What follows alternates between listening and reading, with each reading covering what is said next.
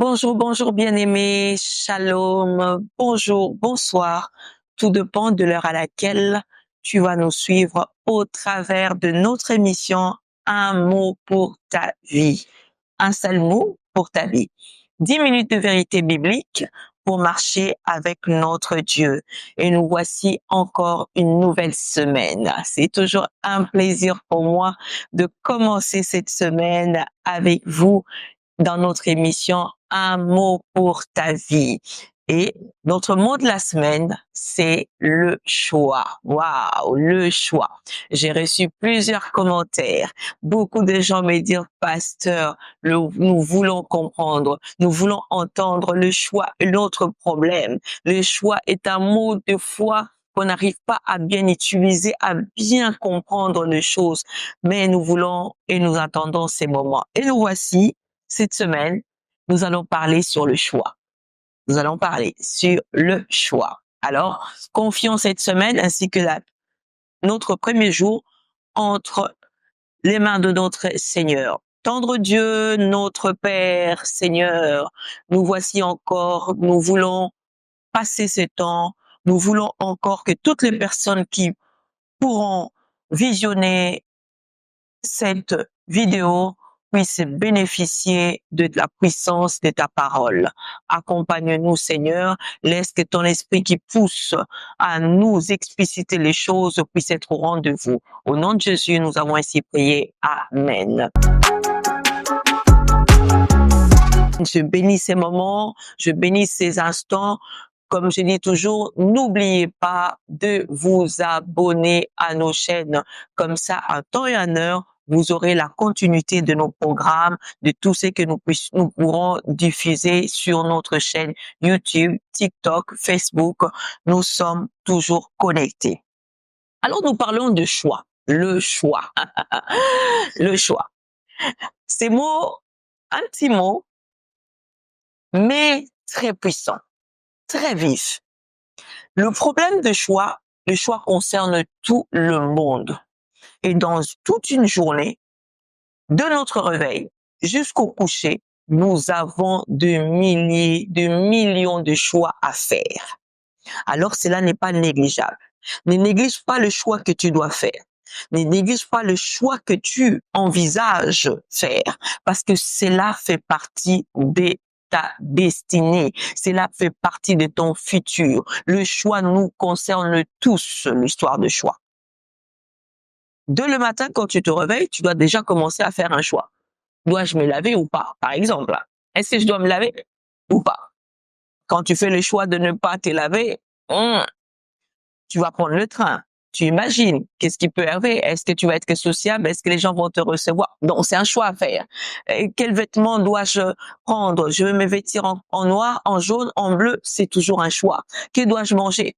Quel est le moyen de transport que je dois emprunter? Dois-je prendre ma voiture, ma trottinette, mon scooter? Je ne sais pas. Nous faisons de milliers et de milliers de choix. Mais le problème, il faut faire de bons choix. Et je disais que ces problèmes de choix nous concernent tous. Papa, maman, jeune, même un bébé. Même un bébé a un choix. Parce que tu remarqueras que j'ai l'habitude de donner un biberon à 6 heures du matin à mon bébé. Et si ces jours-là, le bébé ne décide pas de le prendre, il fait le choix il va pas le prendre. Il a fait son choix de ne pas le prendre à 6 heures et il le prendra à 7 heures ou plutôt un peu plus tard à 10 heures. C'est le choix. Donc, ne négligeons plus nos choix à faire. Le choix est très important. Ton choix doit être réfléchi. Ton choix doit se confier conformément à la pensée divine, c'est qu'à la parole de Dieu. Parce que tout ce que nous associons, tout ce que nous mettons avec la parole de Dieu nous permet quoi? De pouvoir trouver une bonne solution ou encore un bon résultat. Alors, c'est quoi le choix? Allons-y comprendre, qu'est-ce que c'est le choix? Et la définition que j'aimerais partager avec toi du choix, pour moi, j'ai vu que le choix, c'était une décision personnelle. J'insiste, c'est une décision personnelle. Une décision que chacun de nous prend. Une décision que chacun de nous prend pour soi déjà. Une décision personnelle qui influence une vie. qui influence une situation, qui influence un milieu, qui influence une famille. Et tout cela d'une manière positive comme négative.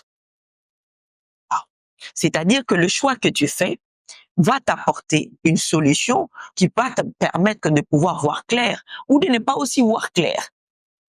D'où est l'importance, d'où est une particularité, d'où est une intention, d'où est une perfection que tu dois même apporter au choix que tu fais.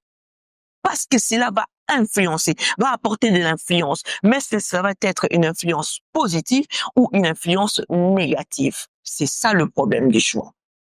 Donc, ne prends pas le choix à la légère. Prends le choix au sérieux. Prends le temps de réfléchir pendant tout le choix que tu vas faire. Même si tu n'as qu'une minute, prends une minute de bonne réflexion afin d'arriver à un bon choix. Alors, allons-y un peu comprendre les Écritures. Hein. Nous allons lire. Allons-y dans Deutéronome chapitre 30 au verset 19. Deutéronome, chapitre 30, et nous lisons les versets 19. La Bible déclare: J'en prends aujourd'hui témoin contre vous, les ciels et la terre. J'ai mis devant toi la vie et la mort, la bénédiction et la malédiction. Choisis la vie, afin que tu vives, toi et ta postérité. L'Éternel nous dit que voici lui, il met devant nous deux possibilités. Première possibilité, c'est la vie et l'autre, c'est la mort. Mais pour lui qui est notre créateur, nous demande de choisir quoi? La vie, afin que nous puissions vivre, nous et notre quoi? Postérité. D'abord, je comprends que le choix, comme je l'ai dit précédemment, c'est une décision personnelle. Et tant que Dieu, dans sa souveraineté, dans sa suprématie, dans toute l'autorité qu'il a, il peut nous imposer quoi? Le choix. Il peut nous imposer. Mais il vient avec tout le respect. J'admire le respect de notre Dieu. Vous savez que notre Dieu est très respectueux. Hein? Il vient pas t'imposer.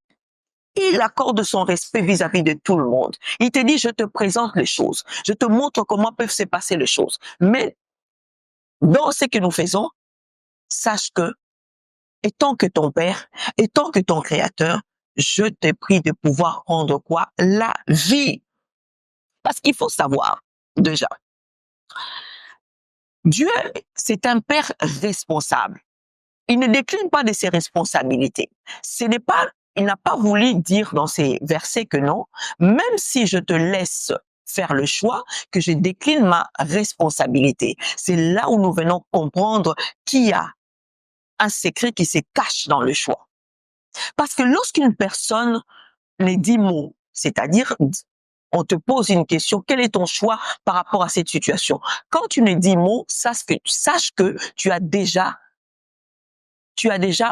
positionné ou tu as déjà décidé d'un choix par rapport à ce que tu as dit. Alors que toi, tu vas me dire, pasteur, je n'ai rien dit. Non. Les indécis, les non-dits sont déjà un choix. Quand tu ne dis rien, sache que tu as déjà choisi quelque chose. Quand tu es indécis en train de dire que non, c'est-à-dire parce que je crois que tu as déjà choisi. Il y a un adage qui dit toujours, qui dit mot consent, qui dit mot consent, qui ne dit rien consent déjà. Même le silence est un choix, sache-le. Même quand tu es silencieux, quand on te pose une question, tu ne réponds pas. Sache que la personne qui te pose la question peut prendre la réponse positive comme la réponse négative. Comme si c'était quoi? Ton choix. C'est pourquoi nous sommes appelés à faire de bons choix. Nous sommes appelés à faire de bons choix. Alors pour aujourd'hui, je m'arrête là. Nos 10 minutes sont écoulées.